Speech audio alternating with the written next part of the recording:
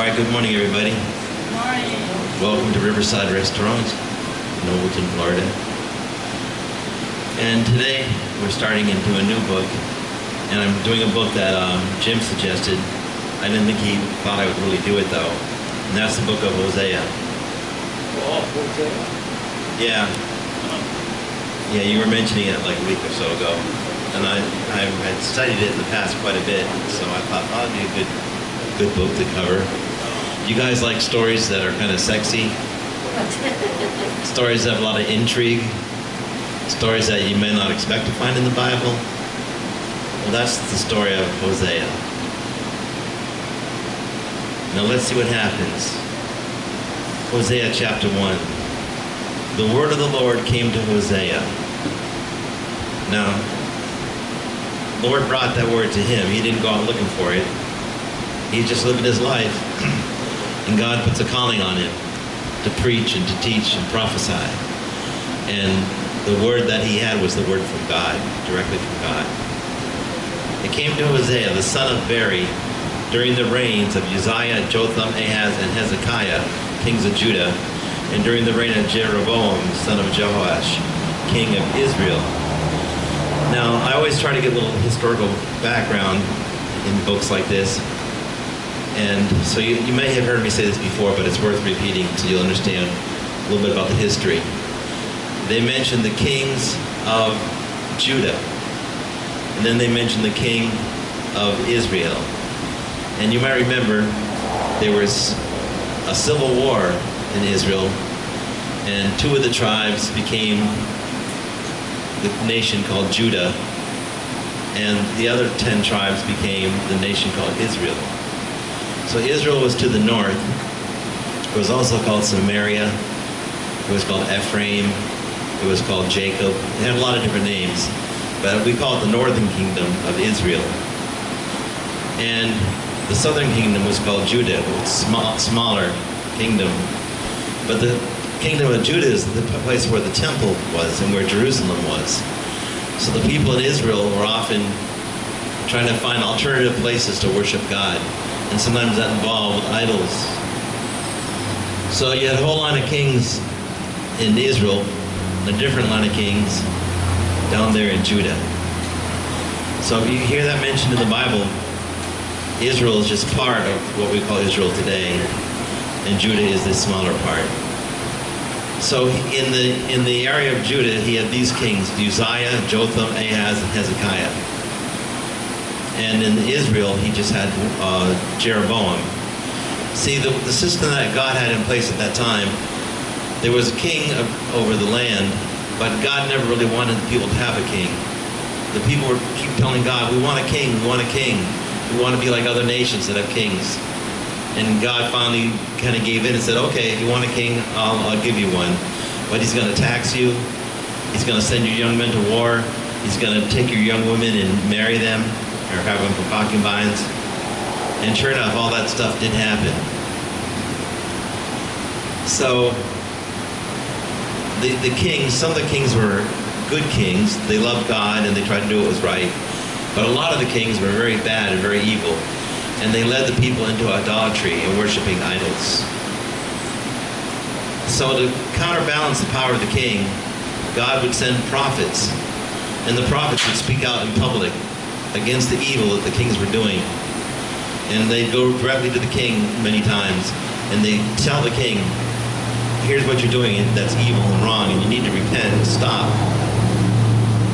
So it was an ongoing battle between the prophets and the kings. So Hosea was one of those prophets. He lived about 700 years before Jesus came. Verse 2. The Lord began to speak through Hosea. So people know he's preaching and prophesying. And the Lord said to him, go marry a promiscuous woman. Now, in the King James, it says like harlotry, harlots and harlotry, and they have little different words, but we all know what a promiscuous woman would be. Any here today? No. want us to stand up. How about used to be? Yeah. I think a lot of people have gone through a stage of life like that, you know. All right. So this is interesting. God tells his prophet to marry, I'm going to watch my language here, a slut. Whoops. To put it in colloquial language. So, he says, go marry a promiscuous woman and have children with her. For like an adulterous wife, this land is guilty of unfaithfulness to the Lord. So God was going to make a real-life image of Israel's relationship with God by comparing it to a man married to an unfaithful woman. Because Israel was unfaithful to God over and over and over and over. And so that's why he had Hosea marry a promiscuous woman.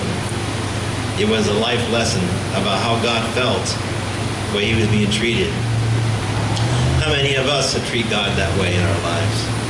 Sometimes we're following him, sometimes we're really paying attention to him, and other times we're just disobeying him, neglecting him, ignoring him, not listening to him. And we come and we go and we do our own thing. But God's still there. There's a verse in 1 Timothy, I really like this verse, it's a strange verse. It says, if we deny God, he will deny us. If we are faithless to God, he is still faithful. Because he's God. He can't go back on his word. So even when we're not faithful to God, the Bible tells us that God is faithful to us. And God is faithful to keep his promises. And that's something I rely on in my life. Because I know I'm not always faithful. Anybody here that's always faithful? Probably not. But God is always faithful to us. He's always faithful to his promises. He's always faithful to the salvation he's given us. He'll never leave us nor forsake us. And nobody can take us out of his hand. And that's a good thing to know. So he says, take her as an adulterous wife. This land is like an adulterous wife, guilty of unfaithfulness to the Lord. So he married Gomer, the daughter of Diblaim, and she conceived and bore him a son. So his wife was named Gomer. We all think of a certain person when we say the name Gomer, don't we? Gomer Pyle always comes to mind. So I don't know if his parents named him after an adulterous woman or how that worked. He married Gomer, the daughter of Diblaim, and she conceived and bore him a son. Now it doesn't say who she conceived with, just said that she conceived and bore him a son, because this was a son born of adultery, what it was. Then the Lord said to Hosea, call him Jezreel, because I will soon punish the house of Jehu for the massacre at Jezreel, and I will put an end to the kingdom of Israel. In that day I will break Israel's bow in the valley of Jezreel. Now this is talking about an event that had happened, the massacre of Jehu. Jehu was a person, and he massacred an evil queen and her family at Jezreel and shed much blood. And even though he was massacring a very evil lady, a very evil queen, God didn't tell him to go and massacre these people. He piled up their heads at the gates of the city after he had killed them all. And the dogs were eating the blood of the dead people. And that happened at Jezreel. So God's saying to Hosea, I'm going to punish Israel for letting this happen. And that's why he's calling that first son Jezreel. It has to do with bloodshed and murder and revenge from the Lord. I will break Israel's bow in the valley of Jezreel. Now, the valley of Jezreel is an interesting place. You've heard of the last battle of Armageddon? That's the same place. And you heard of Nazareth, where Jesus grew up. Well, that was right on the edge of that same area.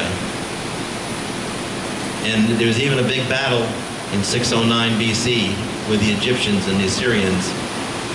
And during World War I, there was a big battle fought right here in the Valley of Jezreel.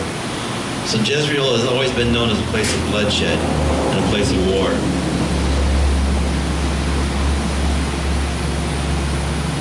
Then Gomer conceived again, didn't say with who, and gave birth to a daughter. And the Lord said to Hosea, call her Lo Rahumah, which means not loved. How would you like to have that name? Lo Rahumah. And it means not loved. I would hate to be born and the tag on my life, that my identification was to be not loved. I know some of us have had times in our life where we didn't feel loved. We went through a divorce. We grew up in a less than perfect family. And we felt unloved and we felt not loved. But God is saying to Israel, I don't like what you're doing. And I'm not loving that. He says, I will no longer show love to Israel, but I should at all forgive them. So there's God's judgment there. He's not going to show them love, and he's not going to forgive them. However, in the coming pages, we're going to find out that God's mercy is so great, he forgives them anyway. God's forgiveness is just huge. Yet, I will show love to Judah, and I will save them. Not by bow, sword, or battle, or by horses and horsemen, but I, the Lord their God, will save them. After she had weaned Lo Ruhamah, Gomer had another son. Then the Lord said, call the other son Lo Ami, which means not my people. For you are not my people, and I am not your God. So Jesus is saying this to the Jewish people. He's saying to them, you are not my people anymore, and I'm not your God. Pretty harsh words, and quite a name for someone to be living with. Yet the Israelites will be like the sand on the seashore, which cannot be measured or counted. In the place where it was said to them, you are not my people, they will be called the children of the living God. So there's God's promise of redemption, his promise of forgiveness. In the same place where you've been called, you are not my people, you will be called the children of God. Yet the Israelites would be like the sand on the seashore, which cannot be measured or counted. In the place where it was said to them, you are not my people, they will be called children of the living God. The people of Judah, see now Judah is the other country, the people of Judah and the people of Israel will come together. They will appoint one leader and will come up out of the land, for great will be the day of Jezreel. So there God's offering redemption and he's offering forgiveness. And he says that they're going to be united again one day under one leader. And many people believe that that happened in 1948 when Israel became a nation for the first time in 2,000 years. Israel became a nation again. And that was a prophecy that we've seen fulfilled in last century. Now I'm going to move on to Hosea 2, since these chapters are so small. Chapter 2. Say of your brothers, my people, and of your sisters, my loved one. So once again, God is turning his self around and offering forgiveness instead of judgment, where he says, say of your brothers, my people. And we just learned that the name of this child was not my people. Now God's saying, these are my people.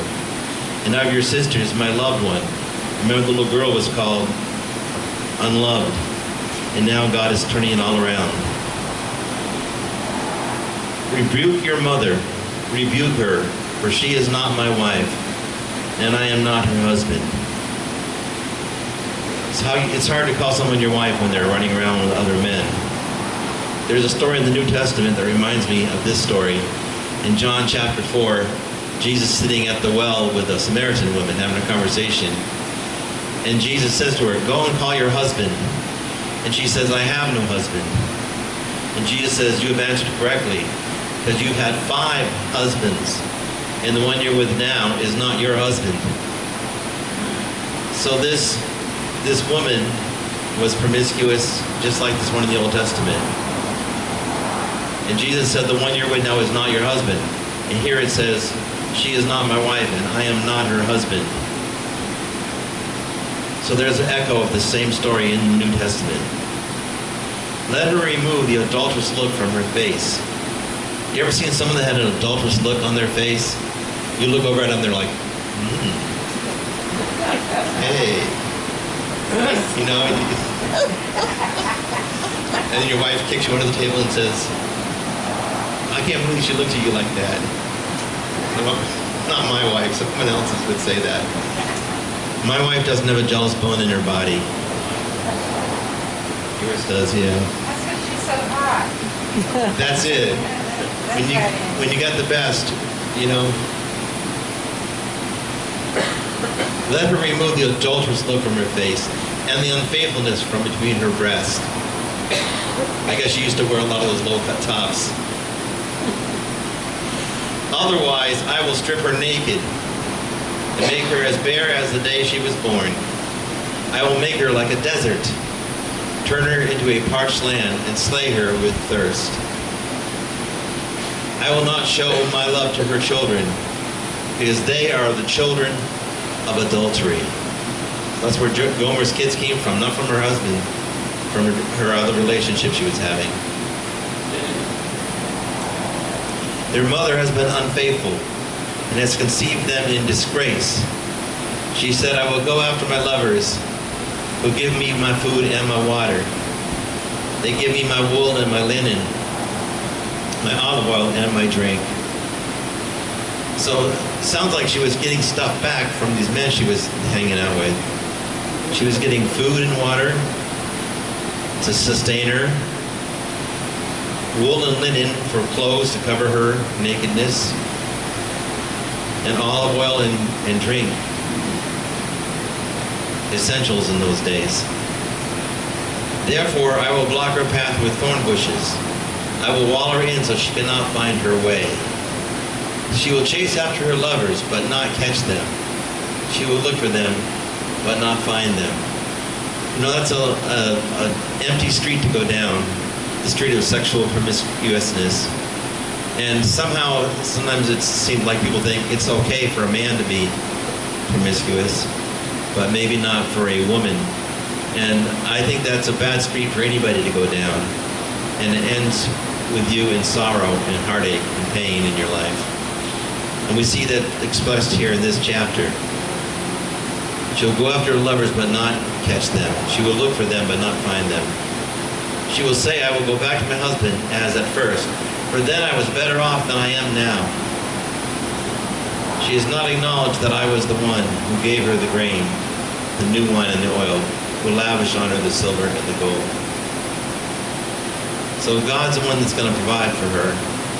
Or in this story, the husband, the real husband, will provide for her. They lavished on her silver and gold, which they used to worship Baal. Baal was the god that people worshipped. The evil god, the wrong god. Therefore I will take away my grain when it ripens, and my new wine when it was ready. I will take back my wool and my linen, intended to cover her naked body. So now I expose her lewdness before the eyes of her lovers. No one will take her out of my hands. I will stop all her celebrations, her yearly festivals, the new moons, the Sabbath days, all appointed festivals. I will ruin her vines and her fig trees, and which she said were her pay from her lovers. I will make them a thicket, and wild animals will devour them. I will punish her for the days that she burned incense to the Baals. She decked herself with rings and jewelry, and she went after lovers, but she forgot me, says the Lord. Therefore I'm going to allure her. I will lead her into the wilderness, and will speak tenderly to her. There I will give her back her vineyards, and I will make the valley of Achor a door of hope, and she will respond as in the days of her youth, as in the days she came up out of Egypt. Who was it that came up out of Egypt? It was the nation of Israel, the Hebrew people that came up out of Egypt. So God's using this judgment on this promiscuous woman as an example of how he's judging the nation of Israel. Israel doesn't always do right. They don't always do good.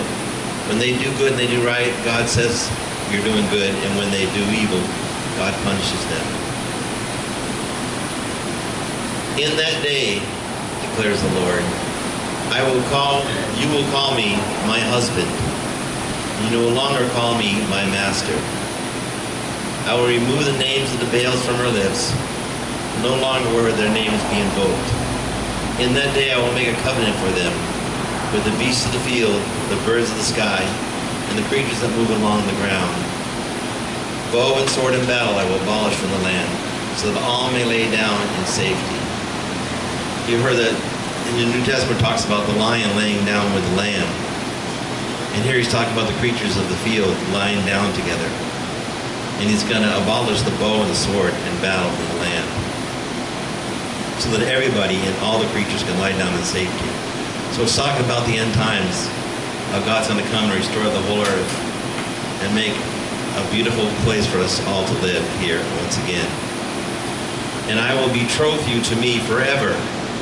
I will betroth you in righteousness and justice, in love and compassion. I will betroth you in faithfulness, and you will acknowledge the Lord. In that day I will respond, declares the Lord. I will respond to the skies, and they will respond to the earth. And the earth will respond to the grain, the new wine, and the oil. And they will respond to Jezreel. I will plant her for myself in the land, and I will show my love to the one I call not my loved one. I will say to those who are called not my people, you are my people. And they will say, you are my God.